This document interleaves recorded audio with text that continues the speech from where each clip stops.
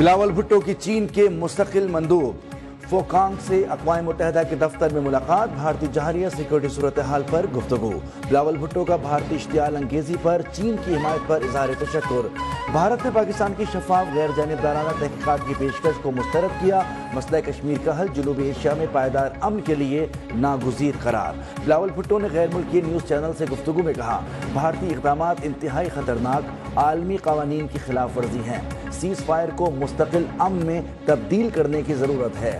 مستقل امن مسئلہ کشمیری عوام کی امنگوں کے مطابق حل کیے بغیر ممکن نہیں، بات چیت کے لیے تیار ہیں، عالمی برادری سہولت کاری کے لیے کردار ادا کرے۔ بلاول بھٹو نے ڈنمارک، یونان، پاناما، صومالیہ، الجزائر کے نمائندوں کے سامنے بھی پاکستانی موقف رکھا۔ گیانا، جاپان، جنوبی کوریا، سیریلیون اور سلوینیا کے نمائندوں کو بھی بھارتی جہریہ سے آگاہ کیا۔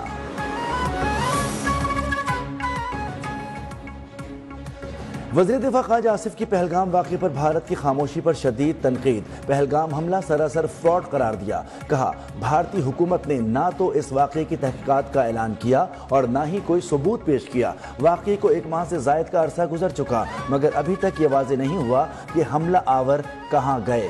نریندر مودی جیسے شخص کا برسر اقتدار آنا خود بھارت کے لیے خطرناک ہے۔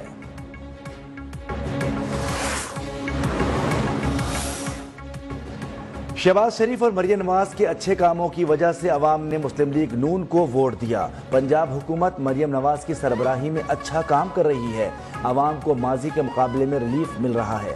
نون لیگ کے قائد نواز شریف کی لندن میں میڈیا سے گفتگو، کہا پوری دنیا کی نظریں مسئلہ کشمیر پر لگی ہیں، اقوام متحدہ کو کشمیر اور فلسطین پر اپنی قراردادوں پر عمل کروانا چاہیے، دوست ممالک نے ہمیشہ پاکستان کا ساتھ دیا ہے۔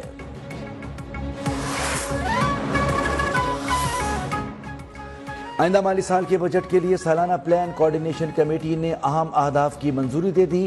معاشی شرح نمو کا ہدف 4.2% رکھنے کی تجویز، وفاقی ترقیاتی منصوبوں پر 1000 ارب روپے خرچ کرنے کا پلان، صوبے 609 ارب روپے زیادہ خرچ کریں گے۔ تعمیراتی شعبے کا گروتھ ریٹ 3.8% مقرر کرنے کی تجویز۔ وفاقی وزیر احسن اقبال کہتے ہیں کہ ترقیاتی بجٹ 1000 ارب پر آنا خطرے کی علامت ہے، محصولات میں اضافہ کرنا ہوگا، صوبائی نوعیت کے منصوبے صوبے اب خود مکمل کریں۔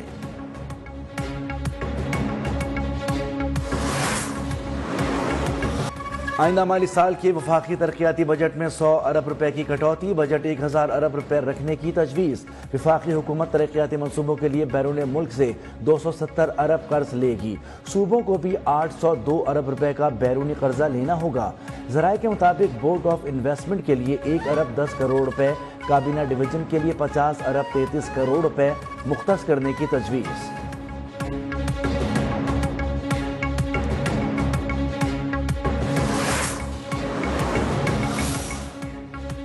وزیر اعظم شہباز شریف عظیم فتح کے بعد مستحکم عالمی معیشت بننے کے لیے پرعزم، کہا حالیہ مثبت معاشی اشاریے حکومتی پالیسیوں کی درست سمت کا منہ بولتا ثبوت ہیں۔ فیس لیس کسٹمز اسٹیمپ سسٹم کی کارکردگی پر اظہار اطمینان، بولے شفافیت کو برقرار رکھنے کے لیے کی گئی اصلاحات کے حوصلہ افزا نتائج آ رہے ہیں، پاکستان کو معاشی طور پر مستحکم بنانے کی جدوجہد میں کامیاب ہوں گے۔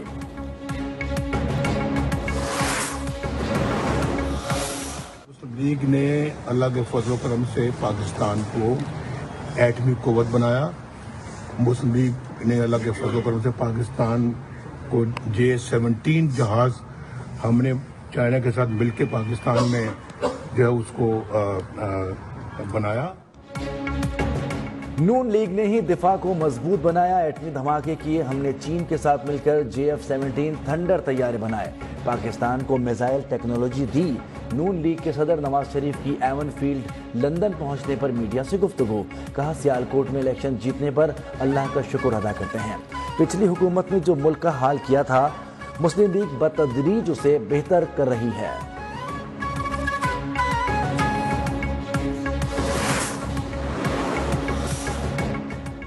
بانی پی ٹی آئی کا لاہور پولیس کو ایک بار پھر پولیگرافک ٹیسٹ دینے سے انکار، ڈی ایس پی کی سربراہی میں پولیس کی 12 رکنی ٹیم جیل سے لوٹ آئی۔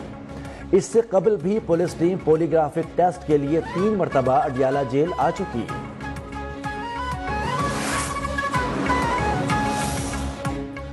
وزیر اعلیٰ پنجاب مریم نواز کی پی پی 52 سمڑیال میں ضمنی انتخاب میں کامیابی پر ہنا ارشد وڑائچ کو مبارکباد۔ کہا سمڑیال کے عوام نے جس اعتماد کا مظاہرہ کیا اس پر پورا اتریں گے۔ ضمنی انتخاب میں مسلم لیگ نون کی شاندار کامیابی عوام کا حکومت کی پالیسیوں پر بھرپور اعتماد کا اظہار قرار۔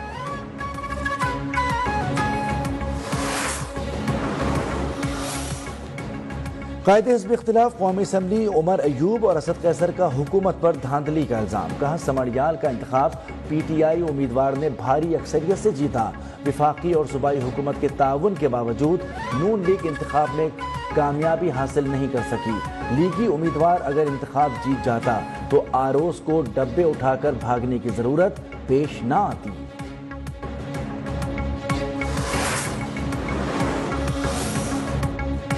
فتنہ پارٹی کے لوگ آج بھی جھوٹ بول رہے ہیں، ان لوگوں کا رونا دھونا آج بھی جاری ہے۔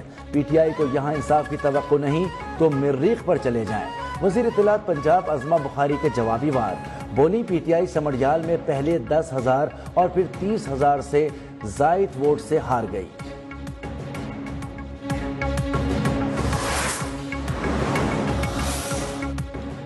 بانی پی ٹی آئی اور بشرا بی بی کی سزا کے خلاف اپیلوں پر سماعت سے قبل نیب کا اہم اقدام۔ 190 ملین پاؤنڈز کیس میں بانی اور اہلیہ کی سزاؤں کے خلاف دائر اپیلوں پر خصوصی پروسیکیوشن ٹیم تشکیل دے دی۔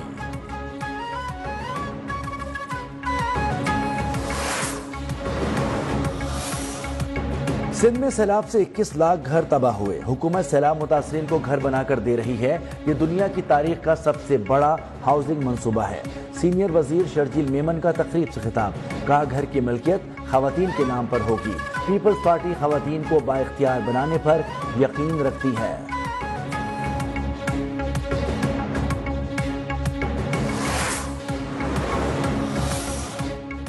کراچی میں جماعت اسلامی کا 10 سے زائد مقامات پر کے الیکٹرک کے خلاف احتجاج۔ امیر جماعت اسلامی کراچی منعم ظفر کا مظاہرین سے خطاب۔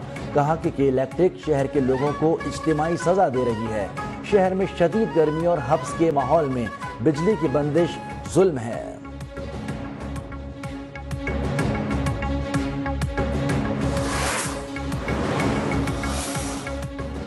کراچی میں گزشتہ شام سے آنے والے زلزلے کے جھٹکوں کا سلسلہ کم ہونے لگا۔ چیف میٹرولوجسٹ امیر حیدر لغاری نے کہا آفٹر شاکس کا سلسلہ 3 سے 4 دن جاری رہے گا، عوام خوفزدہ نہ ہوں۔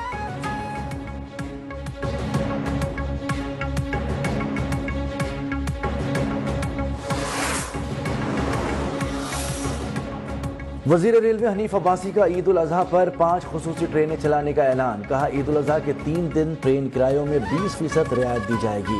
ریلوے کی آمدن 83 ارب روپے تک پہنچ گئی۔ رواں مالی سال 42 ارب روپے پیسنجر سروسز سے کمائے۔ وفاقی حکومت کا عید الاضحیٰ پر 6 سے 9 جون تک 4 روزہ تعطیلات کا نوٹیفیکیشن جاری۔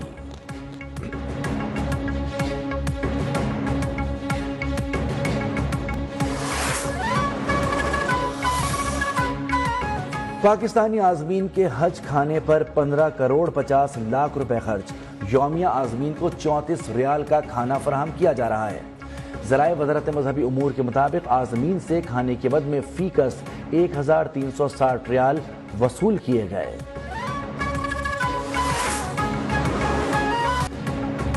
مویشی منڈیوں پر عوام کا رش، بھاؤ تاؤ کا سلسلہ جاری۔ جانوروں کو سجانے کا مرحلہ بھی بہت اہم۔ سجاوٹی سامان کی دکانوں پر رش، بچہ پارٹی بھی جانوروں کو سجانے میں مصروف۔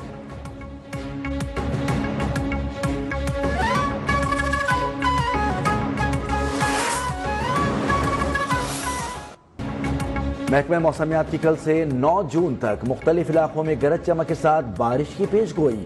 کشمیر، گلگت بلتستان، مری، گلیات، چترال میں بارش کا امکان۔ اسلام آباد، راولپنڈی سمیت پنجاب کے دیگر شہروں میں ابر رحمت متوقع۔ خیبر پختونخوا کے کئی مقامات پر آندھی، بارش اور ژالہ باری کا امکان۔